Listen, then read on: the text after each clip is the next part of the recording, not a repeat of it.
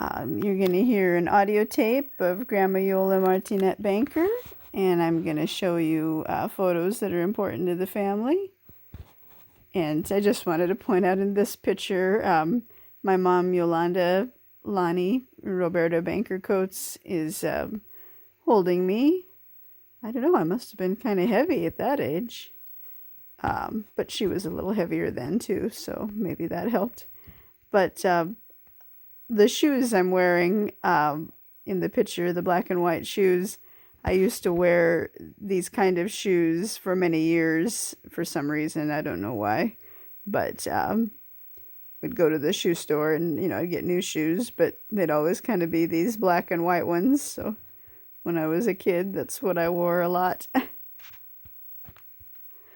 Okay.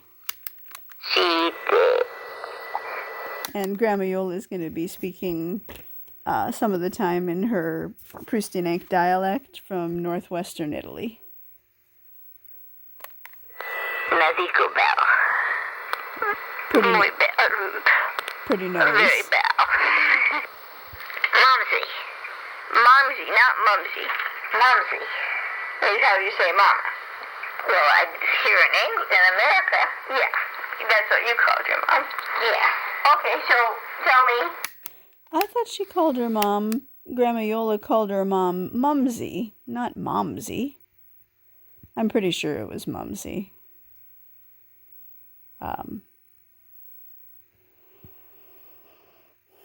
That's what Grandma Iole used to call her mom, Ida.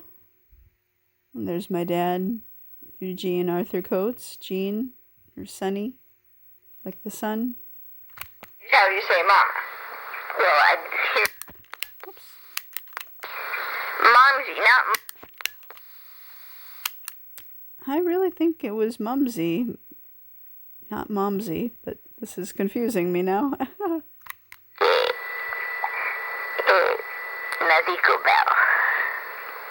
Muy bell. Very bell.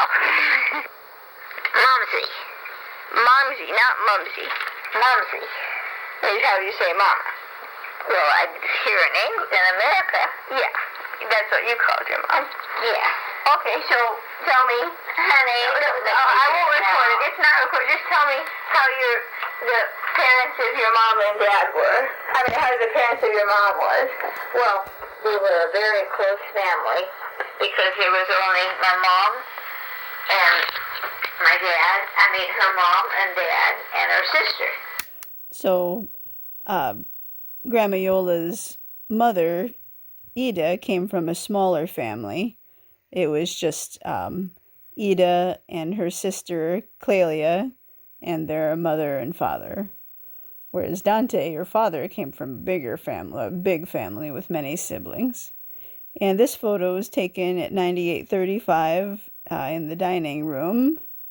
I love those drapes and the scallop drapes, and especially the decorative things on the side, curtains, and the big chandelier there. I don't know if it's still there, but I like that big chandelier. And the ice cream cake, it was my favorite kind of cake is when it's all ice cream pie. And they were a very close family.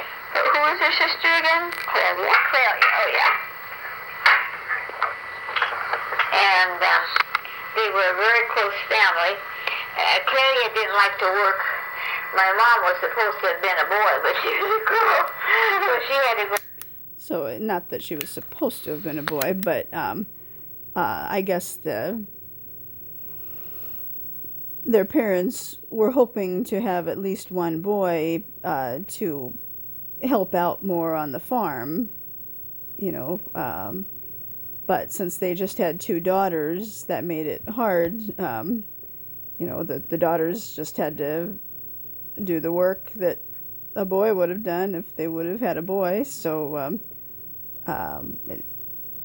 Grandma Iole's mom, Ida, was the one that did more of the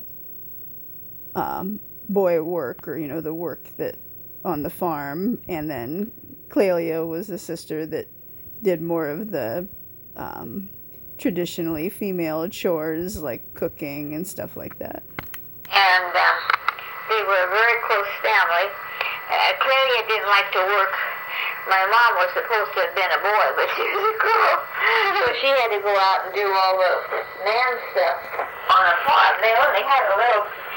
See, they lived up in the mountains of Pristine.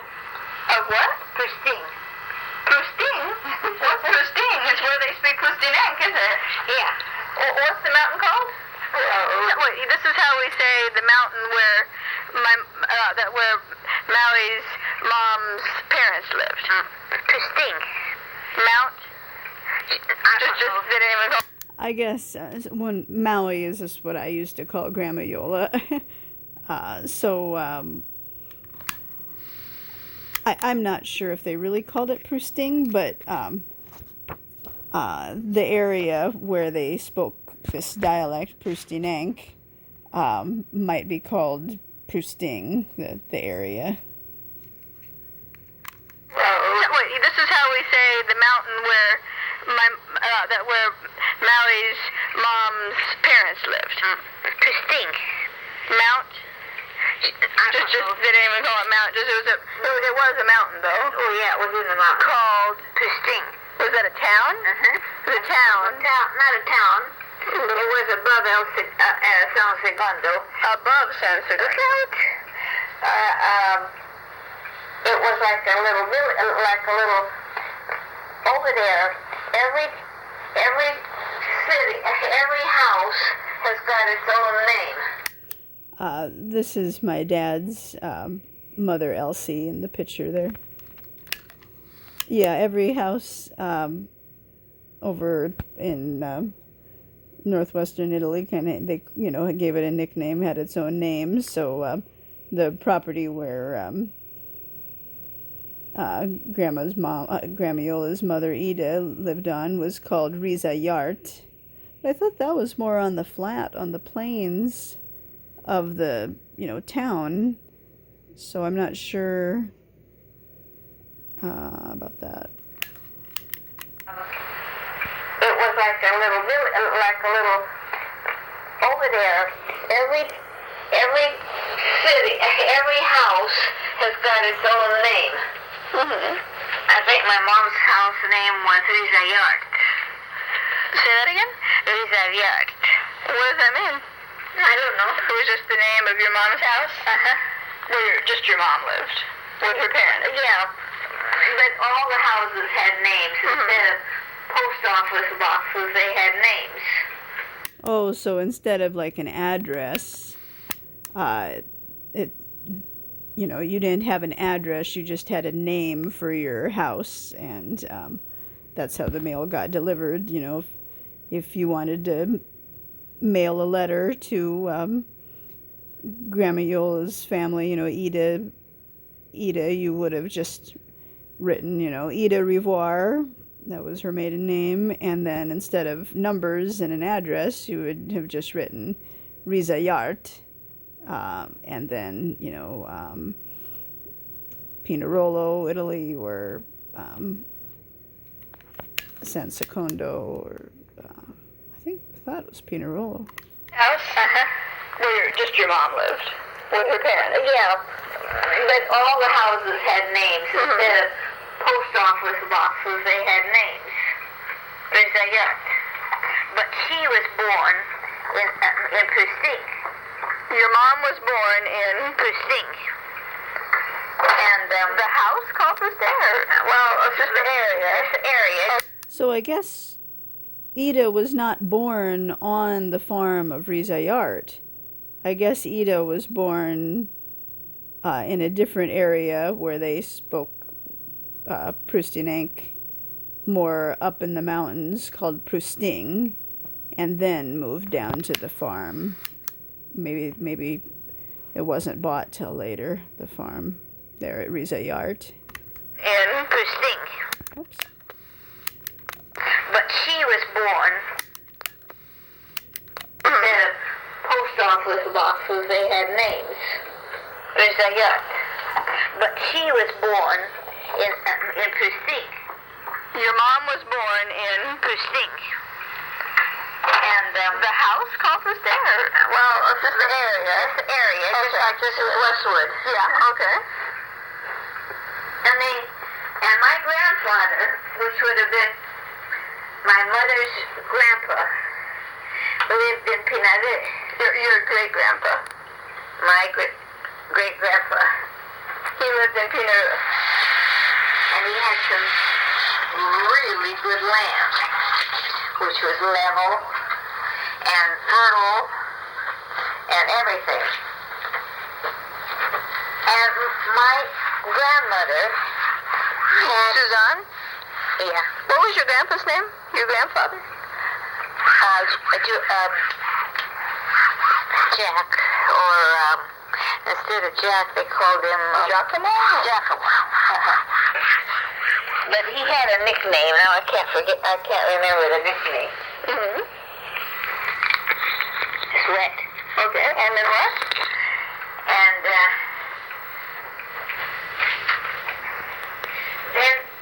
see, I don't tell you the truth. They were born. I think Clara was born there too. I don't know how they made a living, because when I show you a picture of where my mom was born, it was straight up the mountains, and it didn't look like any good ground to me.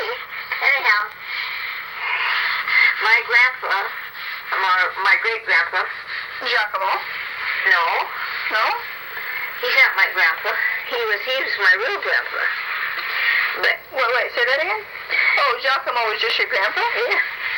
Oh, okay. So what's your great-grandpa's name?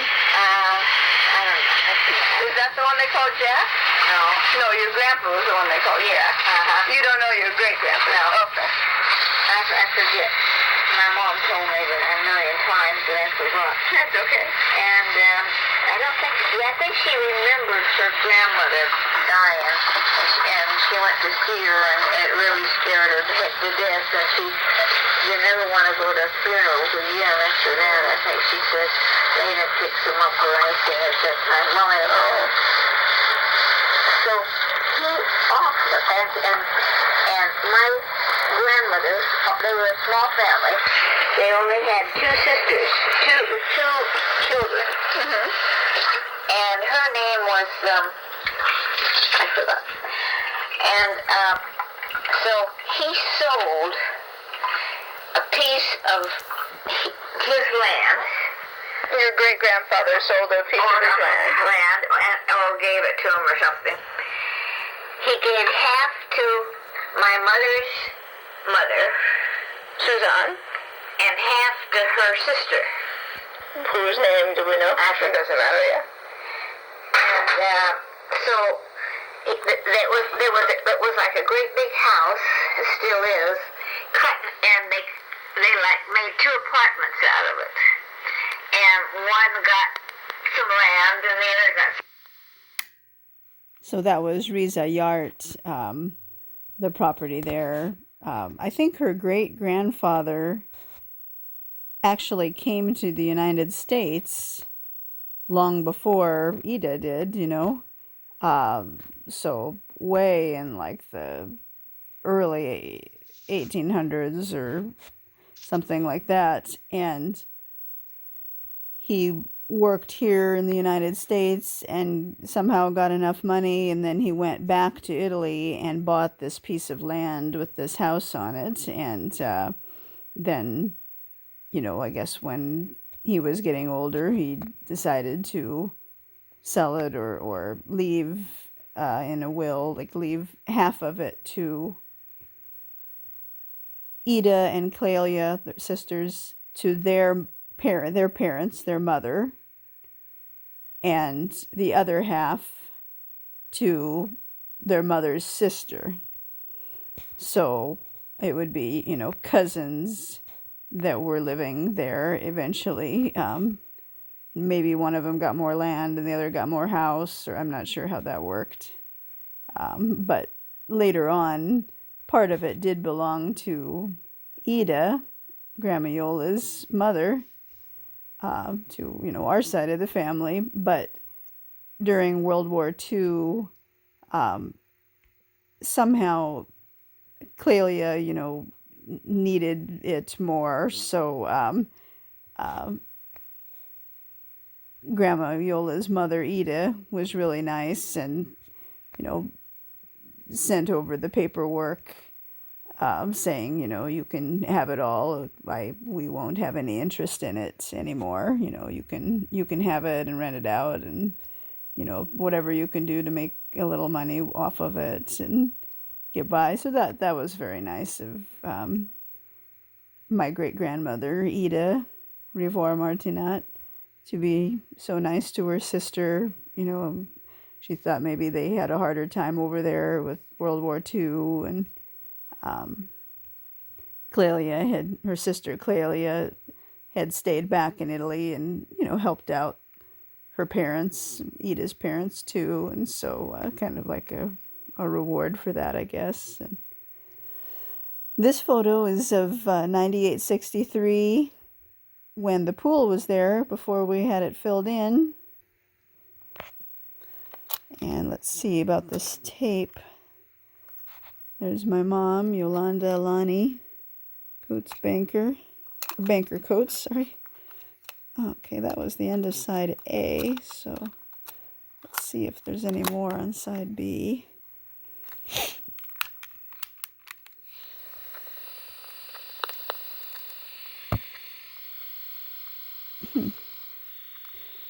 Not really anything coming out right now.